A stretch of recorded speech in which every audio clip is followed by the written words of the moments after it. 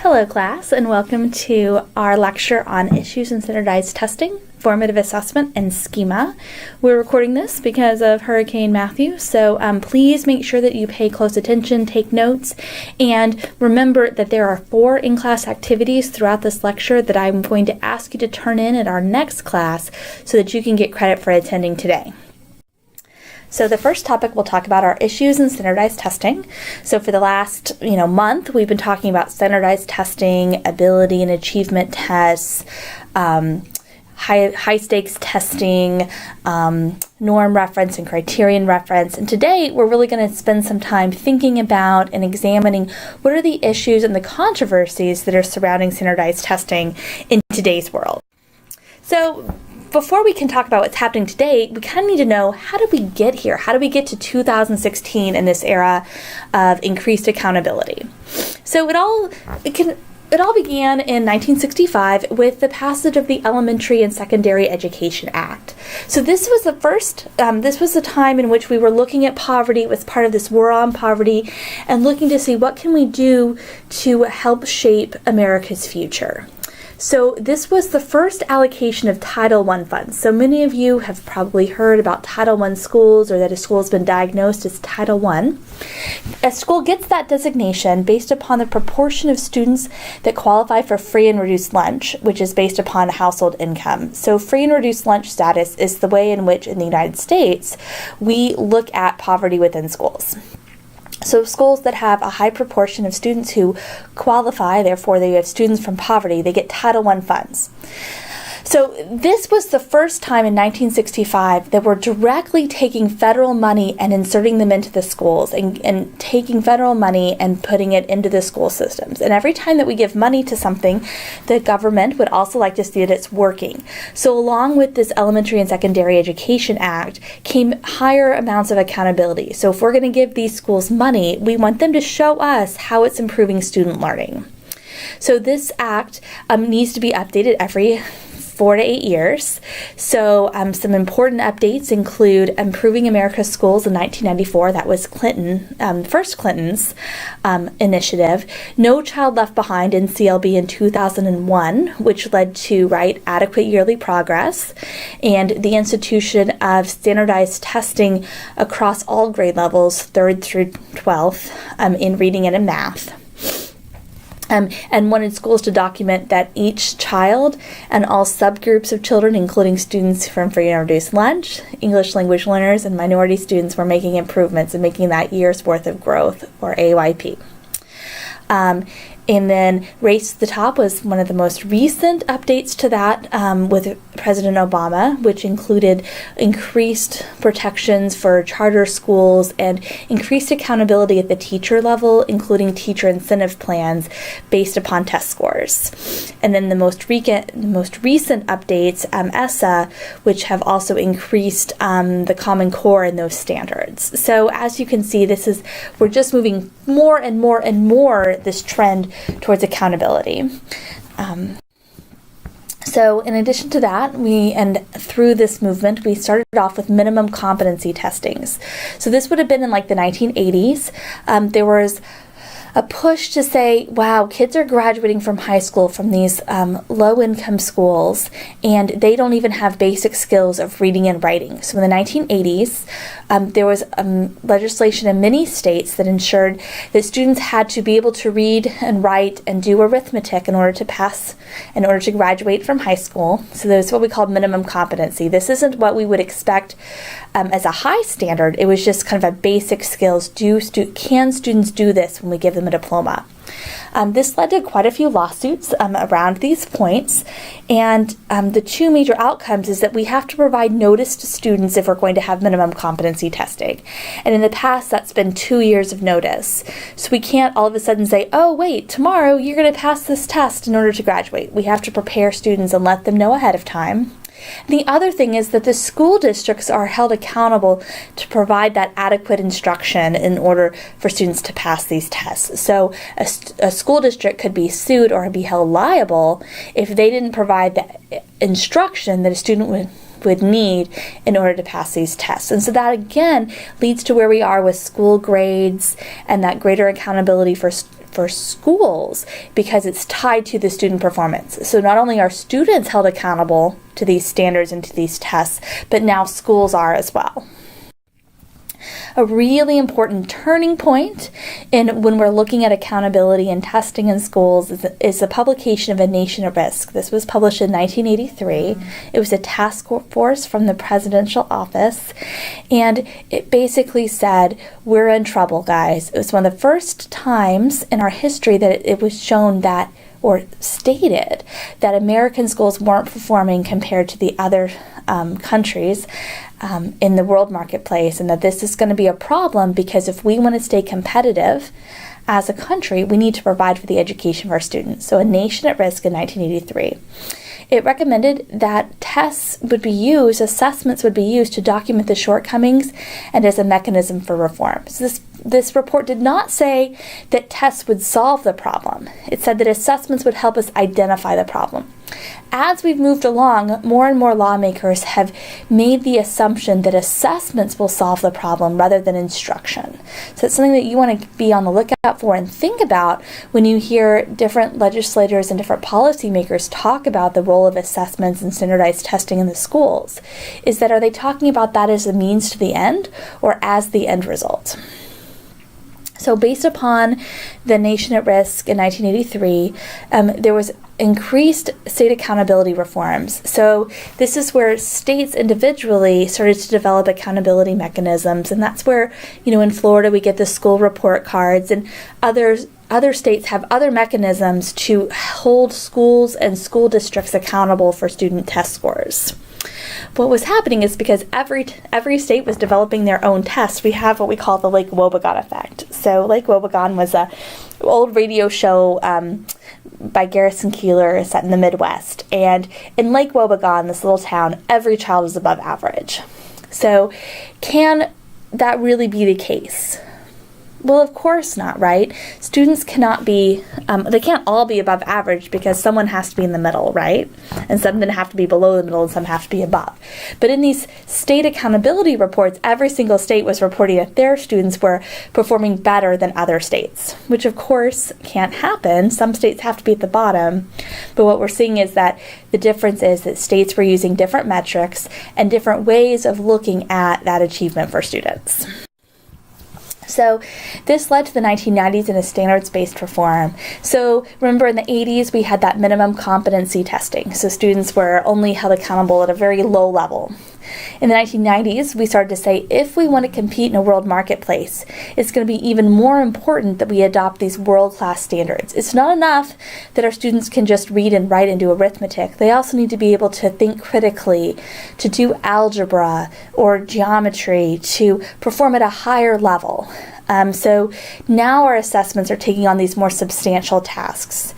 And we're also attaching along with this higher and higher stakes for accountability. So this is including for schools, teachers, and students. So teachers will be held accountable for their students to be making this growth. And also, within the 1990s, we start to see these accountability measures to include all students.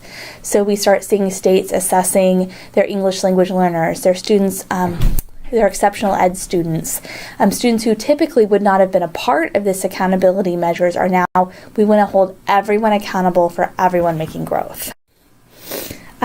With these performance standards that are adopting, we have kind of two sets of standards that are being written. The national associations of teachers in different fields start writing their own standards. So that would have been like the National Council for Teachers of Mathematics, the National Council on Social Studies, the National Art Educators Association, etc., etc. Interestingly, math was one of the first groups to start writing these standards, and social studies was one of the last. And we can think about why that might be. If we think about math, there's not a lot of debate about what should be taught when. There's a very logical order, and so from the very beginning, NCTM was very instrumental in writing these standards. On the other hand, if we think about social studies, there's lots of debate about how we should teach social studies and history. Should we start with ancient and move forward? Should we start with local and then move outward? So So they were among the last groups to really put together a set of standards. At the same time as these standards are being written, the states are also adopting standards and writing standards documents. And from these, districts are creating district curriculum guides based upon those standards. And we start to see the standardization of curriculum in which all of the teachers in a given grade level in a school district might be expected to be doing the exact same thing at the exact same time. The level of specificity within these curriculum guides varies widely by state, by district, and even by school within a district. So if we went to Duval County, we'd see some schools, typically those schools that are turnaround schools or schools that have historically a lower rating, where the teachers are held very much to accountability to those curriculum guides, where they must be on the same place doing the same thing. Whereas if you go to a more high-performing school, a school that's typically and historically had higher performance on those exams, we'll see less adherence to those curriculum guides in general and more freedom for teachers to use their best judgment. What's interesting to think about these national association standards versus the state standards is who's writing the standards.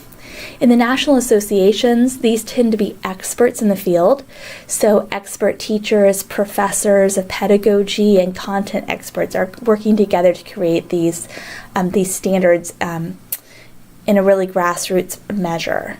In the states, it's very much a political endeavor. So the people writing the standards and who are on those committees are typically appointed by the State Board of Education or the governor or the state director of education. So it tends to be a little bit more political. It has a little bit more to do with the voting people of the state and what constituencies the political parties are held to. And this is where we see some debate, like within Texas. A couple of years ago, they didn't want to teach the AP history curriculum because they didn't feel like it was patriotic enough. There's also, of course, controversies about debates within science, debates within health education and sex education. So whereas the national organizations are typically writing standards that have to do with the expertise in the field, sometimes, and depending on the state level standards documents might be more influenced by politics rather than experts in the field. Also at this time, as we're developing these standards, we start not just looking at the content that needs to be covered, but also the performance standards. So what do kids need to be able to do? Can they think like a historian? Can they read critically? Can they develop hypotheses and test them? Those types of skills-based and performance standards add more specificity to just the knowledge of the content. So the question that we have with these standards and the assessments is, to what extent does the testable material, the things that are going to be on the test, dictate what's taught in schools? And I want you to think a minute about what are your experiences in field, in your own classrooms, or as a student. And typically, right, what we see is that if something's not going to be on the test, we tend not to teach it in schools. And the other question would be, is that a good thing or a bad thing? On one hand, it might be a good thing.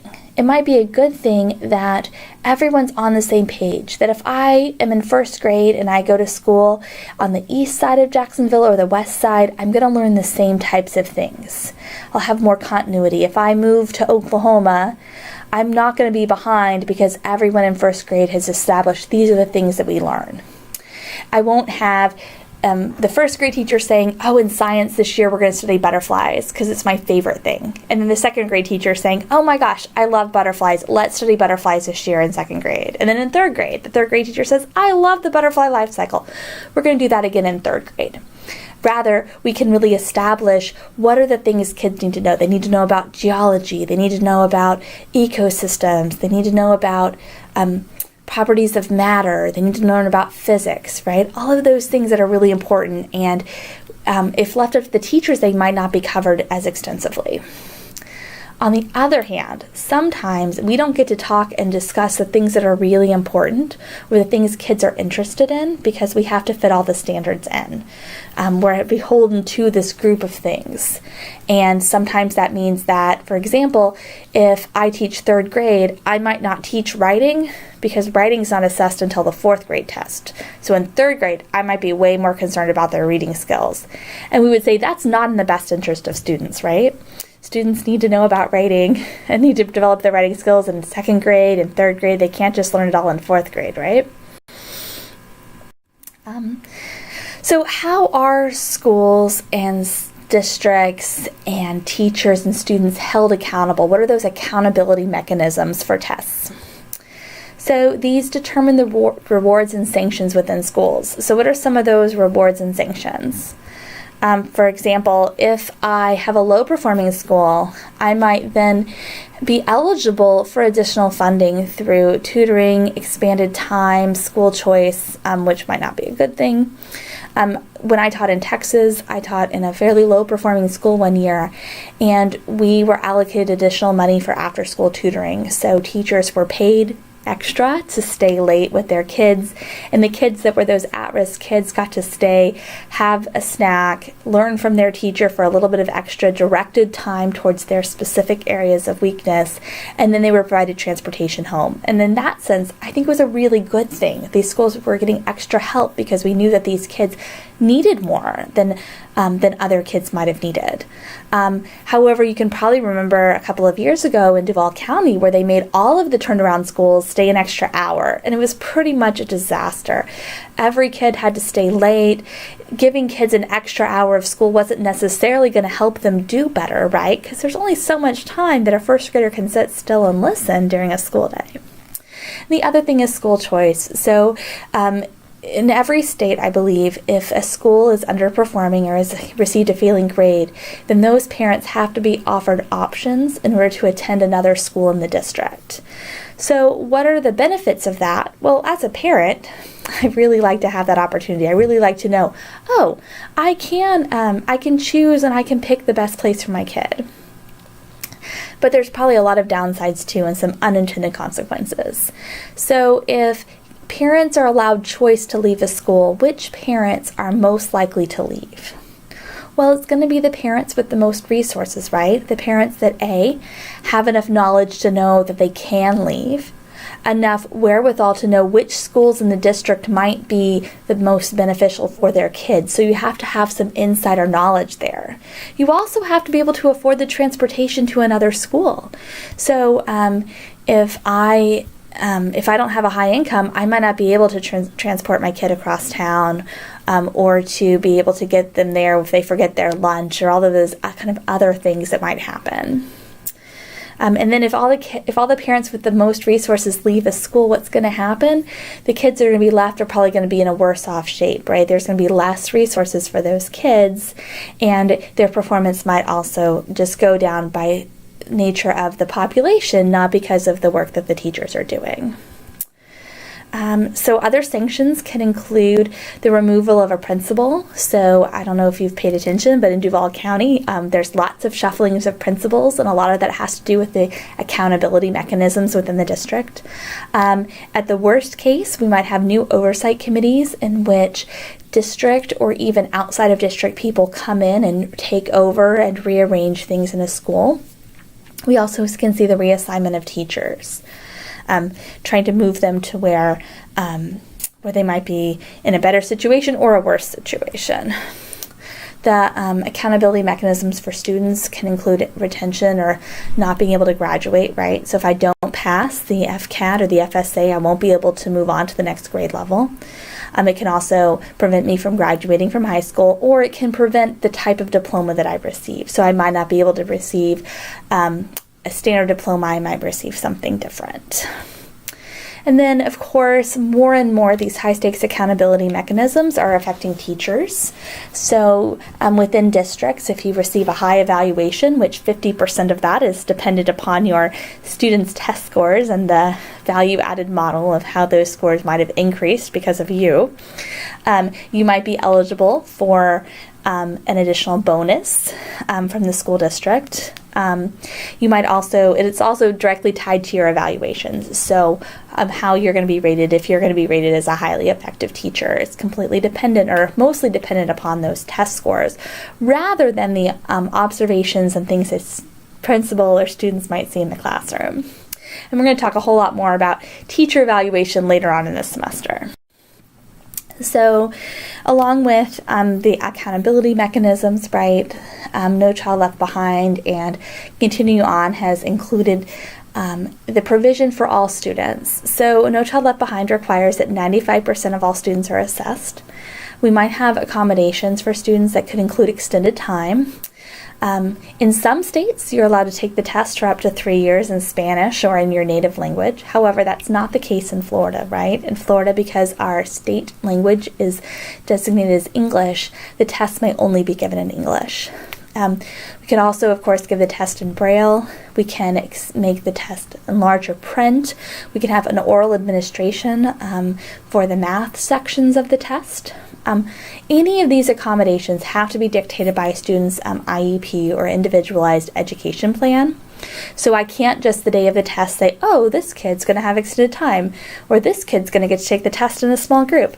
It has to be something that's documented in that legal document of their accommodations that are always given in a school. So if I'm going to give a student extended time on the FSA, I also have to give them extended time in the classroom assessments that we do. So what are some of the concerns that we have about testing? So the first one is it only measures a limited aspect of a student's ability. So being able to answer multiple choice questions, that's only a little bit, right, of what a student can do and know and what's good. And yet we tend to limit our understandings of kids based upon this number. We talk about how tests create anxiety. In fact, there's been quite a few studies that have shown that with the increase of accountability through No Child Left Behind, the rate of anxiety disorders among children has risen. Certainly I can attest to many kids who have thrown up in the tests, and it seems to adversely affect their health. Tests can categorize and label students. So I don't know if you've ever heard of a teacher refer to a group of students as, oh, those are my 2s, or those are my 3s, or those are my bubble kids. A bubble kid is a kid who is right on the edge of passing, and we're going to put a lot of work into them because they're the ones that are most likely to show growth, rather than a kid who's maybe so far behind that it's not worth trying to help them catch up, or a kid who's already at grade level. And certainly teachers can use this to categorize students in a negative way. It can also be a benefit if we're categorizing and putting kids into places where they can get more support.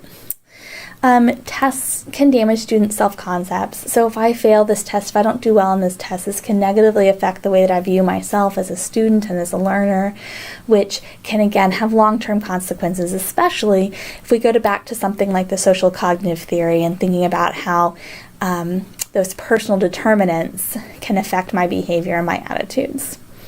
And then tests create self-fulfilling prophecies. So if I have a group of kids that I've labeled as low achievers or students who aren't successful, how likely are they to be able to be successful? If I think that they're going to fail, they probably will, right? There's also concerns that tests are biased. Certainly when we looked at those ability testing and the IQ testing, we've seen differences in scores based upon race or ethnicity, and we wouldn't expect there to be differences in true ability. However, these tests are biased against non-majority cultures. So if I ask a question like, what are the difference between the white and the black keys on a piano? Well, that's definitely going to work for some income classes of people, but not everyone, of course, has had experience with pianos, right? And so there's many examples of kind of how tests might be biased against race. And then gender is an interesting one. Let's take SAT and grades in high school. So it's been long documented that male students tend to have higher math SAT scores than female students. However, if we look at grades and grade point averages, girls tend to have higher math grades than boys. So there might be some bias within the test about gender, or perhaps the way in which we are teaching or the types of rewards that we give behaviors that we reward in schools based upon grades. So it's an interesting debate and certainly something we want to continue to think about. And of course, socioeconomic status, or SES, is another one where we think there was probably some bias inherent in a test. If we ask kids to, again, let's say, describe the way you got to, describe how to take the subway to get to school. Again, that's going to be biased against certain economic classes versus others. So when all students don't have the same opportunities because of their economic status, that's probably going to affect the way that they do on the tests. In fact, we know, right, that the biggest predictor of standardized test scores is economics, the economics of the school, and also the economic status of the family. So with that being said, our lowest kids are also our most underprivileged kids. And is that something that we're willing to perpetuate in our society? So now I want you to go back and think about what concerns did Popham bring up in his article. And it's really important that you read this article, that you analyze it, that you think about it. And then Phelps, again, has a different perspective on standardized testing. I want you to read his article. This one is a little more technical, so feel free to skip some of the parts about the research, but I want you to understand the basis of his argument. I want you to understand what are his discussions, what is he saying in these articles. Which is all going to lead into our standardized assessment reflection paper. Sometimes I call it a position paper. It's kind of a mix between the two. So this is a really directed paper where I want you to think about the role that standardized assessment has in a school. So the first thing is an introduction, right? Be sure that you label each of these sections with a heading. I left some notes for you, but remember, a heading needs to be bold, not underlined, and it doesn't need to have a colon. So you'll have an introduction. Again, just tell me, what are you going to be talking about? Then I want you to have a statement of position. So I want you to explain your position on standardized assessments. What role should standardized assessments or tests have in educational contexts? And again, just about a paragraph on this. You can talk about its role in evaluation of teachers or of students or of schools. You can talk about whether or not you think we should completely abolish standardized assessments, or if they have a role, or if they should have an expanded role. Then I want you to make some connections to the research and the readings. So you're going to have at least 2 direct quotes from 2 different sources. The good news is I just gave you 2 sources. There's the Phelps and the Popham articles. Feel free to reference. Remember, if you're looking for that APA format for the readings, you can look on the Canvas site and you could just copy and paste that right into the document.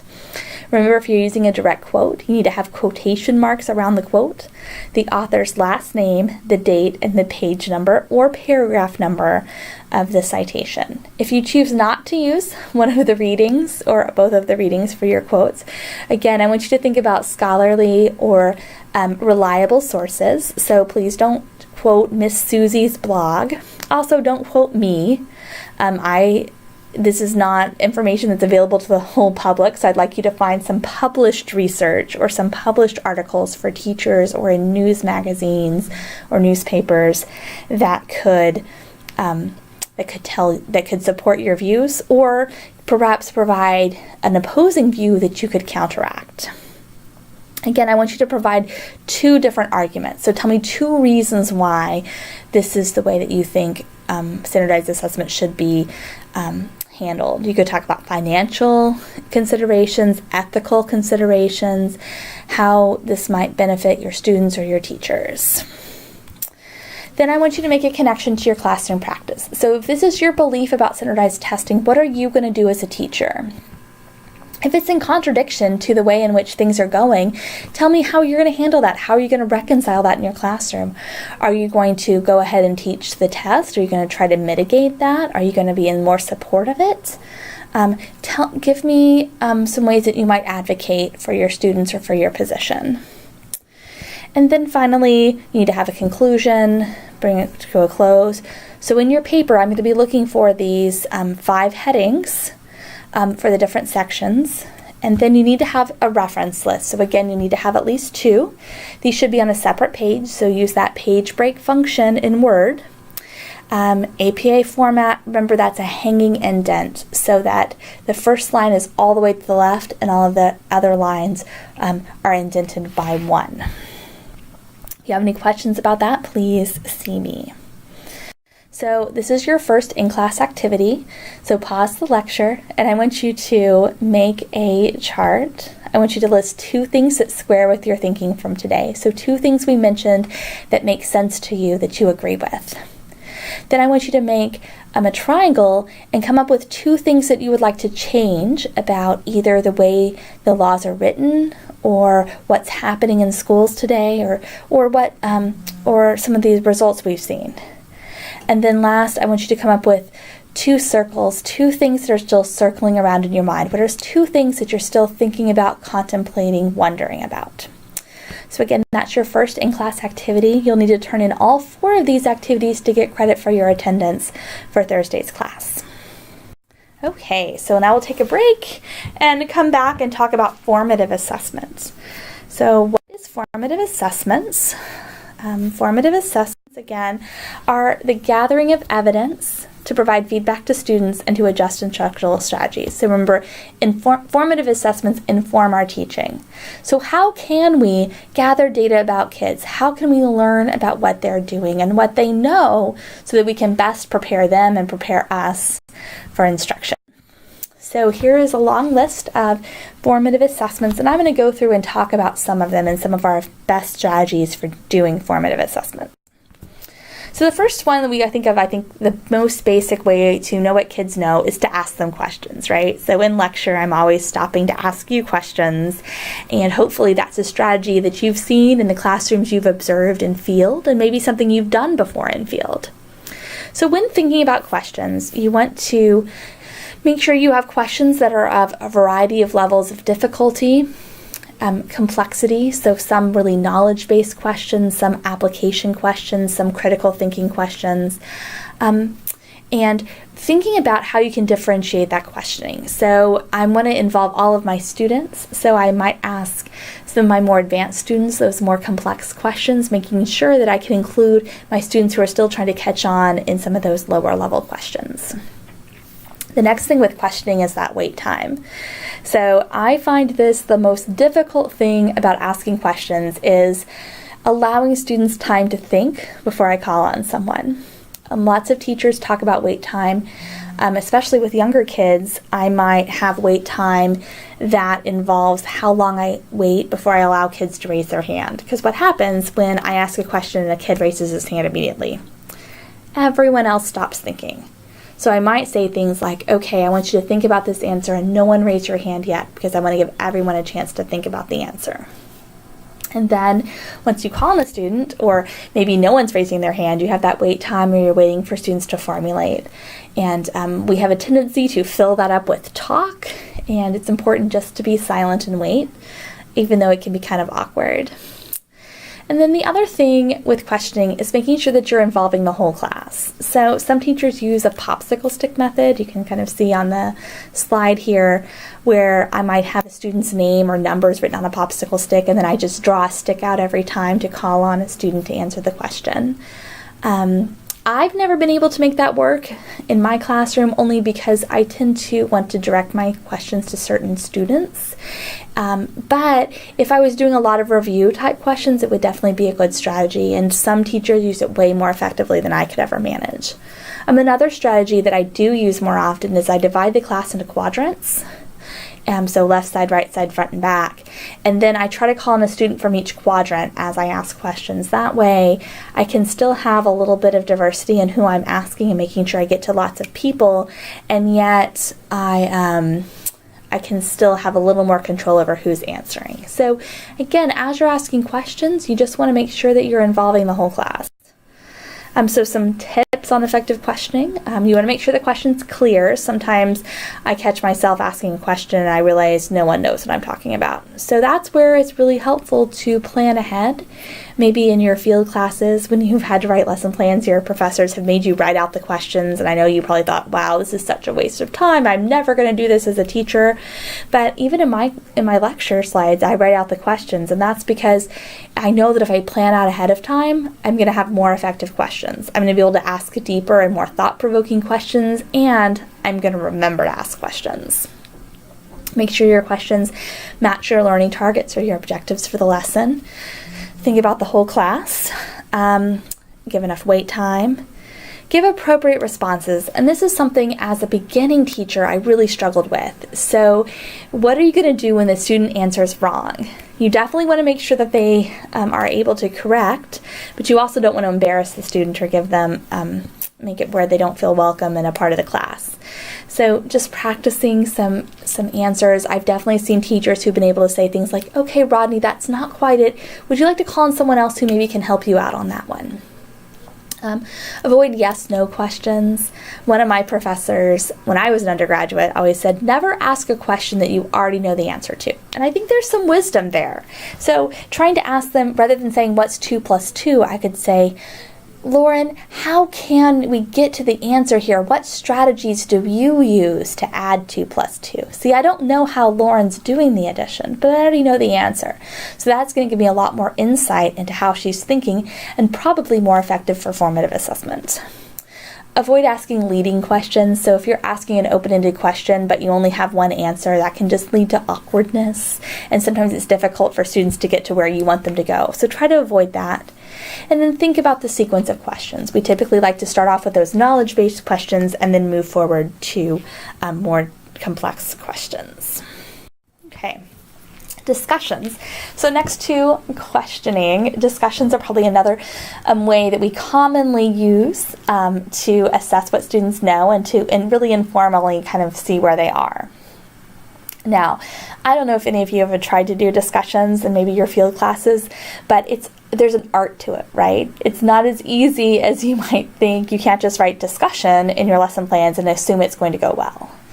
So there's some ways and some approaches we can use to have a really effective discussions in class.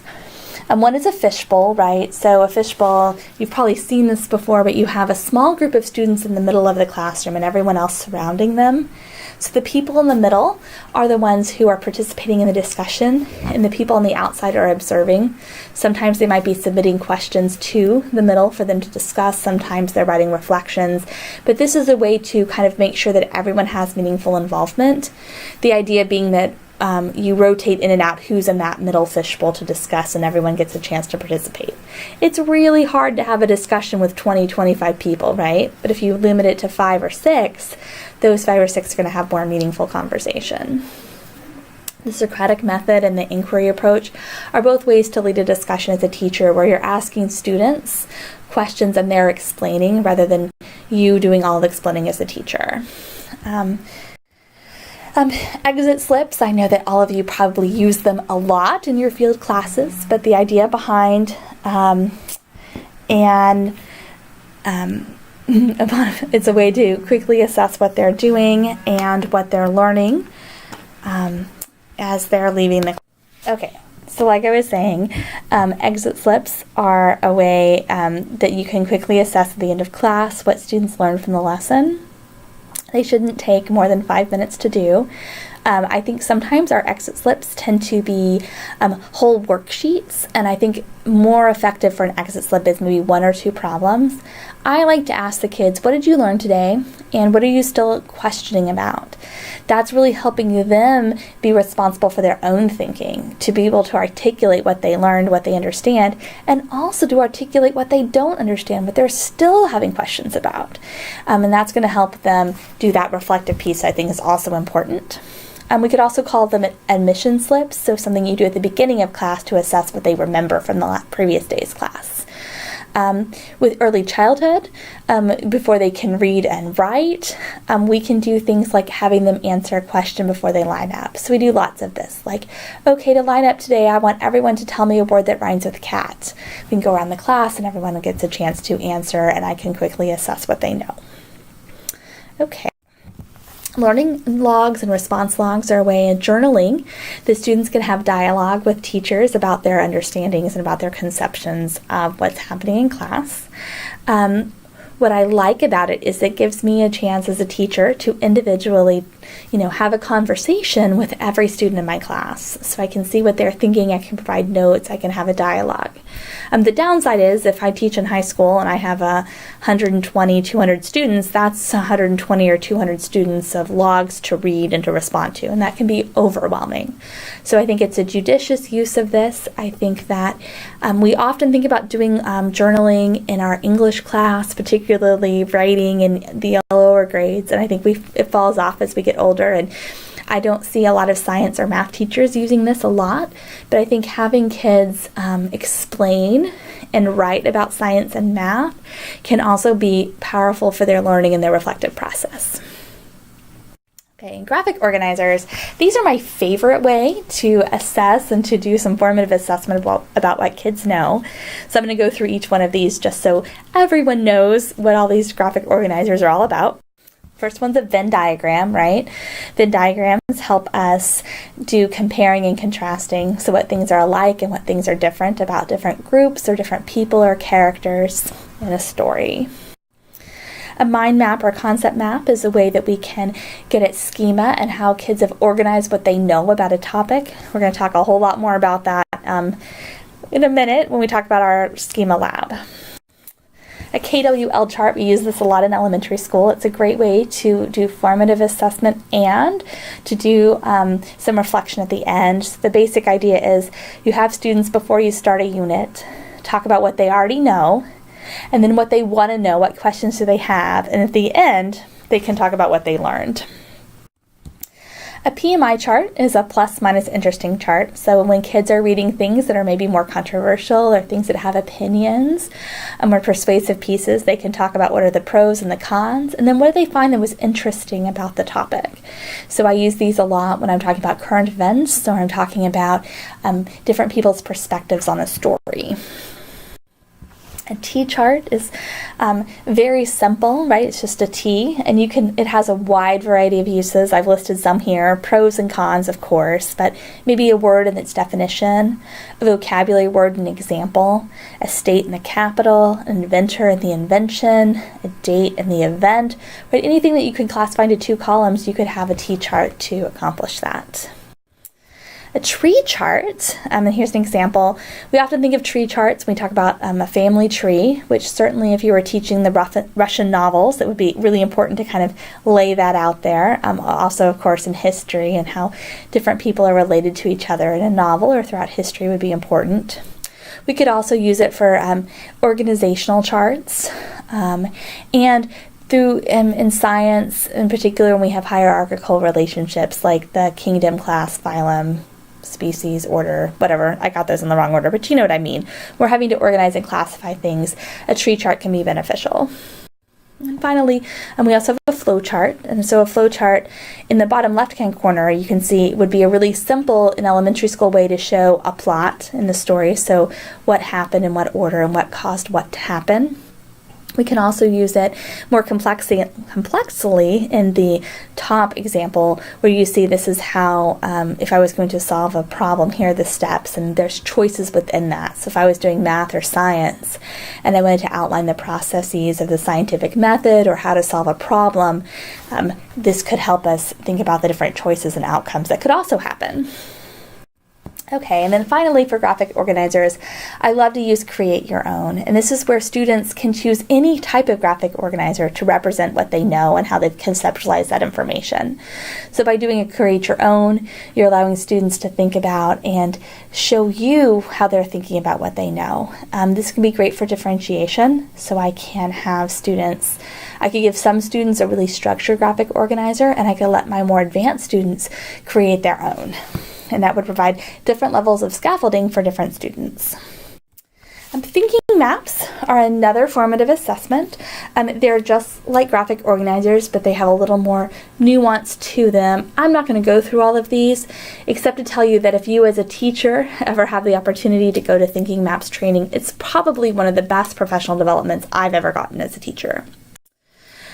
Another way that we could do formative assessments is to have students create a visual representation of what they know. So at the bottom you can see this is my daughter's visual representations of Thanksgiving. So we have a turkey and a pilgrim and a Native American to illustrate how she was thinking about this back in first grade, kindergarten.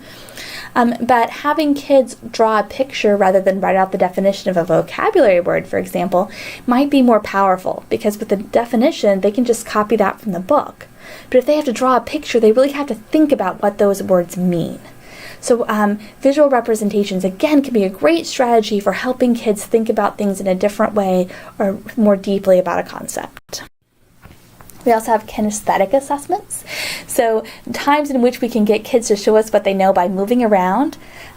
This can be helpful when you have a bunch of kids who are wiggly and need to move. And we also know that when we involve our body in our learning, then we're connecting different parts of our brain to what they're learning about. So some examples we can see, students demonstrating a coordinate grid. So if I drew a coordinate grid on the floor with tape, I could have students go to different points. Doing rotation and revolutions around the sun of the earth can help them kind of understand how the earth both spins and moves around the sun. Looking at compass points and directions. I've had students have two parts of compound words and have to find each other. There's lots of ways to have kids move around to also demonstrate what they know, and then we call those kinesthetic assessments. We have individual whiteboards, so allowing kids to write the answer on their own whiteboard when you ask questions. These are beneficial because I can quickly look and see what everyone knows rather than just one student if I was doing a discussion or questioning. It involves all of the kids, which is good for engagement. It also tells me what they know and don't know pretty immediately. Homework. So homework's probably one of the most common ways that we have formative assessments. We use homework for practice to make sure that kids have a chance to work independently without the help of friends or teachers in order to complete their assignments. So I'll get on my soapbox for a minute here and say that I think that most uses of homework are pretty ineffective. That if you have my kid for 8 hours a day, how can you possibly tell me that that was not enough time for you to teach them everything they need to know? I'm particularly against homework in the elementary school level, with the exception of doing things like reading with your child or having your child read to you. I think that what we need more of are arts and athletics and activities after school that are probably way more beneficial for kids to participate in than another 2 or 3 hours of schoolwork. That being said, some schools have policies where you must assign homework, and as kids get older, I think that homework is important for practice and to, if you're instructing them during school, they need to have time out of school to kind of process and learn what they need to learn. So homework should always be at the independent level of a child. And if we go back to Vygotsky and zone of proximal development, we would expect that level of independent work would be different for different children. So when assigning homework, I'm also a big proponent of scaffolding and differentiating that homework to be different depending on the child's level of independent learning. Quizzes, another way that we gather information on quizzes. So you want to think about what information a quiz can give you. Quizzes are probably the best predictor of performance on the test because they mimic that test pretty closely. Constructive quizzes are a quiz that provides immediate feedback for the student. So the way a constructive quiz works is you have the student record their answers in 2 places, typically on the test itself and then on another sheet of paper. Then you collect that other sheet of paper that has all of their answers, and then you immediately go over the answers for the quiz on the sheet of paper that they already have. So they can see where they have misconceptions. They get that immediate feedback, but you also get the chance to review and evaluate their work before you went over the answers. So this is really, I think, beneficial for kids to provide that feedback because you don't want to perpetuate misunderstandings, and you want students to be able to identify pretty close to the test date itself where they might be struggling. You can also use four corners, which is another type of kinesthetic assessment. So you could do strongly agree, disagree, and strongly disagree in the four corners of your classroom. And you could ask questions like, do you think standardized assessments are effective? And have kids go to the different corners, and then you could start a dialogue between the students on those. You could do that with characters in a novel, events in history, debates within science. You could also do it with practice for FSAs or FCATs if you had A, B, C, and D as the four corners. The problem is that kids are probably all going to go to the right answer even if they weren't sure because they're looking at their peers. Think, Pair, Share is a personal favorite of mine. This is where you ask a question, you give everyone in the classroom a chance to either write down or think of the answer themselves. Then they can share their answer with either one other person in a pair or sometimes a small group. And then you have the different groups share out to the whole class. The advantage of this is that it's engaging to all students. So you're not just calling on one or two of your most vocal students, but even your quieter students will have a chance to discuss. It provides a little bit of a safer environment for sharing thoughts. So again, this is your second in-class activity. Go ahead and pause the lecture. What I'd like you to do is, for each of these 6 scenarios, I want you to tell me what assessment you might do. So some formative assessment, and then how would that inform your instruction. So let's do the first one together. 5th grade reading comprehension. The class is reading Numbered the Stars by Lois Lowry. Oh, one of my favorite books. So for this, I might do a mind map to see how students understand the Holocaust, because the Number of the Stars is about the Holocaust. Then, based upon those mind maps, I would have an idea of what students already know so that I can be sure to provide the right background information for them before they read the book. Do that for the other examples: 4th grade math, 10th grade biology, 7th grade algebra, 9th grade choir, and kindergarten writing. And then I want you to tell me at the bottom of the sheet, how might you use formative assessment in your classroom? So for your specific subject area, content area, what will you do to assess your students in a formative way? So again, pause the lecture, finish this. This will be number 2 of our in-class activities. Okay, and finally, the last part of our lecture today is on assessing schema. Our theoretical frameworks for schema are constructivism, both cognitive and social. So, review here. Cognitive constructivism is this idea of continuous adaptation.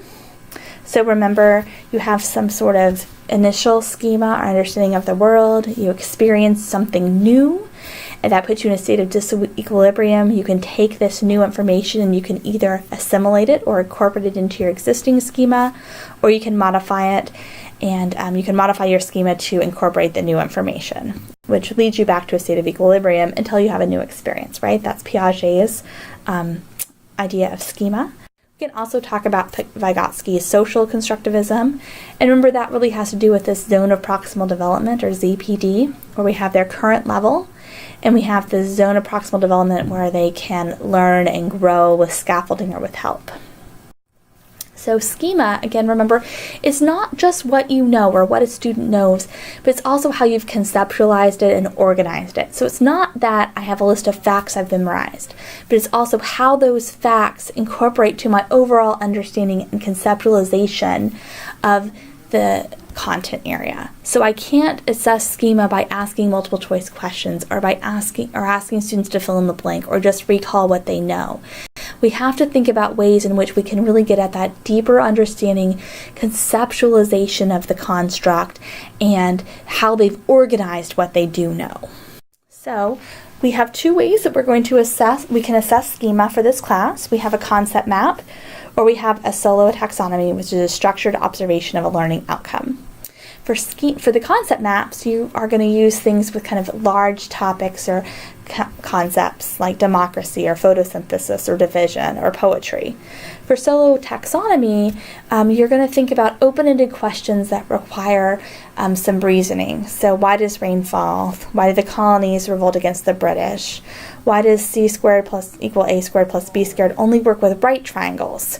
What piece of literature makes a Greek tragedy? So here, again, these aren't questions that necessarily have a right answer, but they have ways in which we're asking students to think about these concepts. Start off with concept maps. So a concept map is a graphical tool used to convey relationships and organizations for understanding. So you can use words, symbols, pictures, and you can include relational words. So let's look at some examples. We have the concepts, the groupings, the branchings, all of these hierarchy cross-links. So let's look at some examples. So here's one of weather. We can see here that the student has a pretty basic surface level understanding of weather. We don't see any connections between the concepts, and they're all just kind of scattered around the central concept. In this example of a family trip to Canada, we see a lot more connections. We see more relationships between things. We see connections. We see some hierarchy and some order to this. We also have we also can in this example see some pictures and some relational words. We have traveled, stayed at, went, ate, those kinds of things. And here's the most conceptual understanding we have, where you see lots of relationships between all of these ideas. This student has a really deep understanding of St. Nicholas and how different ideas are related to St. Nicholas. Finally, I want you to come up with a big idea in your subject areas. That might be physics, or it might be Newton's first law of motion. And I want you to create a concept map. So pause the lecture here. Again, this is going to be number 3 of our in-class activities. Okay, now that you've completed your concept map, we're going to look and see how we can assess these, right? So the challenge as a teacher is, okay, I've got 20 million concept maps my kids have made. How do I know what they know? So we can use this idea of how to evaluate them. This is just one way to look at. In your lab, when you're evaluating your concept maps, I'd like you to look at some of these ideas. Although you don't have to use this rubric specifically, I would like you to look at the different concepts here, the different ideas and ways we could look at how kids have organized concept maps.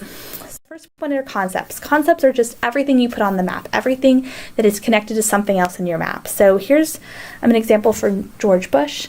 We can look and see that he has 1, 2, 3, 4, 5, 6, 7, 8, 9, 10. So we're not going to include George Bush in the middle, but we're going to include all of the outside things. So each of these, that gives us 9 concepts.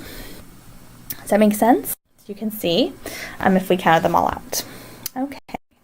Then we have groupings. So groupings are ways that we've linked things together into groups. We have point groupings, which are, you can see with Iron Man, Tony Stark and Mandarin are all things that are related to Iron Man. So that's one group. And it's a point grouping because things just radiate off of the middle. Point groupings, if we look back at that weather example from the beginning of the lecture, that was also a point grouping. An open grouping is when we have things, 3 or more things in a single chain. So we can see that the link from Spider-Man to Peter Parker to Daily Bugle is an open grouping. These are things that Spider-Man is linked to Peter Parker, who's linked to the Daily Bugle. So I'm going to look at open groupings. That's a little more conceptually complex than just a point grouping. And then finally, closed groupings are things that if we have 2 open groupings that kind of link back to each other. So for example, we have Superman is Clark Kent, and he's also dating Lois Lane, but both Clark Kent and Lois Lane work at the Daily Planet. That's a closed grouping, and that's an even more complex way to look at the way students have been conceptualizing what they know. So for any given concept map, I want you to count the number of point groupings you have, the number of open groupings, and the number of closed groupings. So I have 1, 2, 3, 4, 5, 6, 7, and 8 point groupings. Now count the point groupings on your map. Open groupings. I have 1 Spider-Man. I only have 1 open grouping on this map. And then how many are on your map? And then closed groupings. I have the Marvel characters are all Iron Man and Captain America are a part of the Avengers. That's 1. I have the Clark Kent, Lois Lane, Daily Planet. And I have the DC Justice League. So that's Batman, Wonder Woman, and Cyborg. So I have 3 closed groupings on this map. Now we're going to count hierarchy. Hierarchy is how many levels out you can go. So let's look at this example of weather. We have weather, precipitation, wind, and then rain. So I have 4 levels moving outward, so 4 steps away from the center. Let's count on my comic book superheroes. We have the franchise, Marvel and DC. We have the superheroes, Lex Luthor, Captain America, Iron Man. The villains are secret identities, so Peter Parker, Dr. Octopus. And then we have their workplace, Daily Bugle. So I have 4 levels of hierarchy on your map. For this one, not all of your branches might have the same level of hierarchy, so you're going to pick the branches that have the most numbers of hierarchy. And then crosslinks. So crosslinks are the ways in which we have different groups, where we had the open and the closed and the point groupings. How have we made connections across groups? So in this example, greyhound to affection is a cross grouping because those weren't part of the same group to begin with. If you had a closed grouping, that doesn't count as a crosslink as well. It counts as the closed grouping. So hopefully we can make that clear. So in my example, my crosslinks, I have how Spider-Man is sometimes a member of the Avengers. So he wasn't part of that original Avengers group, but Spider-Man gets a crosslink there. The Daily Planet and the Daily Bugle are both newspapers, so there's a crosslink, a connection across between DC and Marvel characters. So there's 2 crosslinks in this map.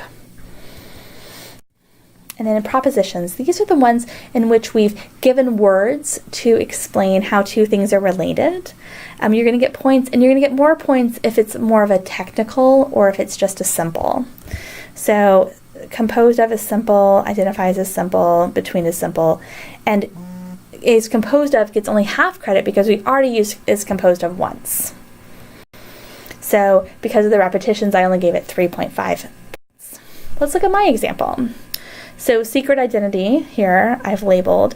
So there's 7 secret identities. So I get a full point for one and then half points for the others. Arch enemy. Oh, but it's arch enemy. Again, it's an advanced one, so I get 1 point for the first one, and then 2 points for the first one, then 1 point for all the others. Member of is simple, so it's 3.5. Sometimes a member of is advanced. Works for, and girlfriend, both newspapers. So you can see how I counted these up and added points. Again, you can be flexible as you're identifying this in your own. You just want to be consistent as you look across concepts. So thinking about what types of concepts or objectives you could create for your concept map, for your schema lab, you want to think of something that has a pretty big objective. So the Civil War has lots of things I could talk about, or war in general, or we could go for the United States history or the Gilded Age. So think about some concept that you could have. And again, that's just one way to assess schema. The other way we can assess schema is through the solo taxonomy, right, which is a structured observation of learning objectives. So you want to have open-ended questions, and you want to think about, as we're evaluating these, it's going to be how many relevant pieces of data the students can use, and if those relevant pieces of data relate, if it's an induction, so it can only generalize within the system, or we can use logic to generate outside of the system. And if there's inconsistencies and closure. So is there a need to find the right answer, or are students more open to looking at different points of view? Or if you could identify inconsistencies. So looking at the same set of data, could I come up with a different solution? So I want you, again, this is our 4th and final in-class activity. I want you to answer this question. Are polar bears adapted to their environment? Why or why not? So spend about 5-10 minutes answering that question on a sheet of paper. Pause the lecture and then come back to me, and we'll talk about how to evaluate. Okay, so we're going to classify each of these as your answer as in one of these sections. So we have pre-operational at the bottom, going up to early concrete, middle concrete, relational, and then extended abstract. So let's look at what that looks like in general, and I think this is a little bit of an easier way to look at this. So pre-structural would be that there's really no logical interrelationship between what your answer was. So for example, if I said polar bears are adapt to their environment because the Coca-Cola bear looks really happy as he's drinking that Coca-Cola on the iceberg. Well, that's not a real polar bear. That doesn't really tell me. That's using false information or undifferentiated. There's no logical interrelation. So I would get a 0 pre-structural for that response. The next one, unidimensional, is I only use one piece of information. So if I said polar bears have thick fur coats, and that means they're adapted to their environment, and that's all I said, I get unidimensional. I only thought of one thing. Multi-structural would be if I used more than one example, but I didn't relate them at all. So I said the polar bears have a warm coat to stay warm, they have sharp teeth to eat fish, they're adapted to their environment. I have more than one example of support, but I haven't related how those examples work together. In relational, I'm really thinking about how all the parts work together. So I might have said the polar bears have a warm coat. It's white to blend into the snow, but they have dark colored skin underneath that coat that helps them retain the heat from the sun. And all of those pieces are working together, so it's relational. Extended abstract is looking at other examples. So some people might say that that polar bears aren't going to be adapted to their environment in the future because of global warming. So if I've gone a little bit farther, I've looked at other ways to think about it. Now I'm at that extended abstract. Now I've taken a counter example and either applied it or not applied it to my subject. And then I could have some things in between. So I might have a 2.5 or a 3.5 when I'm scoring these essays. And again, that's going to be part of your in-class activity. So take a few minutes and decide what yours is. Okay, so when you're thinking about, and you're either going to, for your lab, either choose solo taxonomy or a concept map to evaluate schema. And remember, it's not just what kids know, it's also how they've conceptualized what they know. So for solo taxonomy, you want to think about open-ended questions. There should not be one right answer, and it should allow them to explain their answer using more than one piece of data and they can relate those pieces of data together. So not all questions work well for solo taxonomy. You really want to make sure that students will be able to elaborate and provide justification for their responses. So for your lab instrument that's going to be due on Monday, again, our purpose here is to measure schema. So not what kids know, but how they've conceptualized their understanding. So it's going to be submitted as a Blackboard through Canvas as a document. You're going to provide a description of your task. So either an instruction sheet for your participant or a set of written instructions that you would read aloud to your participant. It should take more than 5 to 15 minutes to complete. It can either be a writing prompt for solo or a concept map. And you need to bring 2 copies of the instrument to class. So make sure that it's clear on your task what you're assessing. So it should say schema about railroads or whatever your concept is, and then either have that writing prompt with instructions or a concept map. So this should take you not very long to do, right? I would not think more than 10 minutes to come up with this instrument. Make sure you submit it online through Canvas. And that's due Thursday. Also remember your reflection paper, you're going to bring it to class next week. It's due on Monday. You're going to bring that reflection, you're also going to submit that reflection paper we went over at the beginning of the lecture by Monday. And then looking ahead, we'll have our lab activity and our next celebration of learning in the following week. So remember, you have 4 in-class activities to bring to class next Thursday to count for your attendance for today. You also have the instrument and paper due this week. If you have any questions, please email me, and I look forward to seeing you in a week. Bye!